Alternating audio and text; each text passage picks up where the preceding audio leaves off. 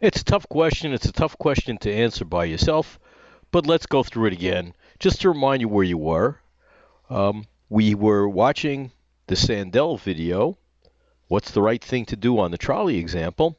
And Sandell says, I'm going to ask you one question, and here's the way he proceeds. He says, What's the right thing to do? Then he says, What would you do? I've reversed the order of those two questions, but you'll see why. And the question that I asked you to think about is, are these really the same question? And if not, how are they different? And here's the answer. Maybe you came up with something different. I'll find out when I read what you had to say in the discussion section.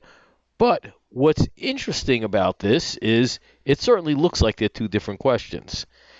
And if you think about it, question number one, which is the second way he worded it, asks you, what would you really do? What would you in fact do? Question number two, which is the first one he asked you, he's asking you, what is the right thing to do? And I'm going to suggest that these very well may be two different things. That is, most of us, I know there are a few of you guys out there, this doesn't apply, but most of us have done things that we know is wrong.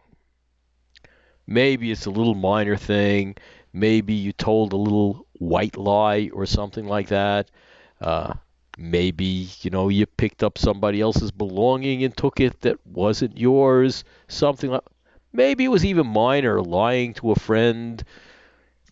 Maybe you got one answer on an exam, 32 years ago or something. But most of us have done things that are not the right thing to do. I'm hoping that we don't do that all the time. Otherwise, we'd have a big problem in our social order.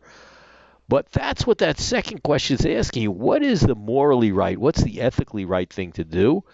While the first question is asking, well, what in fact would you do?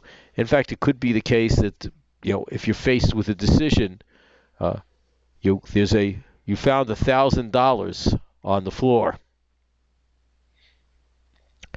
and you're thinking about what's the right thing to do, and the right thing to do is to try to find the person who lost that money. However, then there's the question of what you would do. You might kind of slip it into your pocket because you figure you could use that $1,000. But in general, that's not the right thing to do. Maybe these are big examples, but I think you're getting the idea. And the idea is question number two is a question about what you ought to do. Question number one is a question of what you in fact would do, whether it is right or wrong.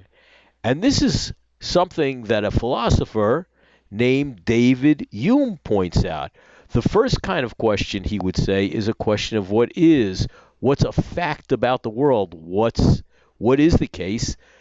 That's the first question, the second one that Sandell asked. But the first question really is, what is the right thing to do? What ought you to do?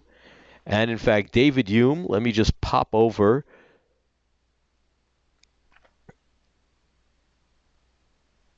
to the Internet Encyclopedia of Philosophy. I have an article about David Hume, the Scottish philosopher. It tells you a little bit about where he lived, but the important thing is, I had highlighted it, but we lost it now. Here it is, and I'll make it a little bit bigger.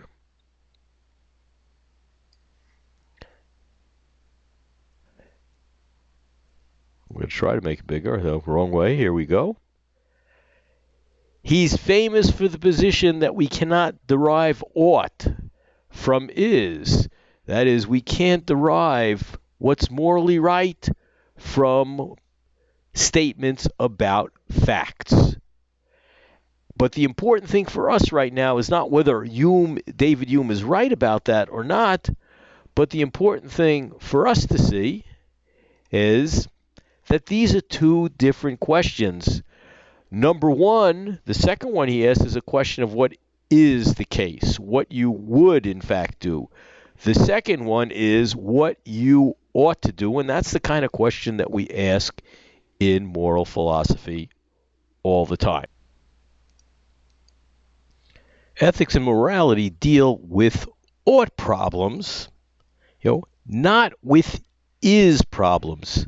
Psychology maybe wants to know why you've done certain things that maybe you should not have, but not in ethics and philosophy, that's not what we're worried about.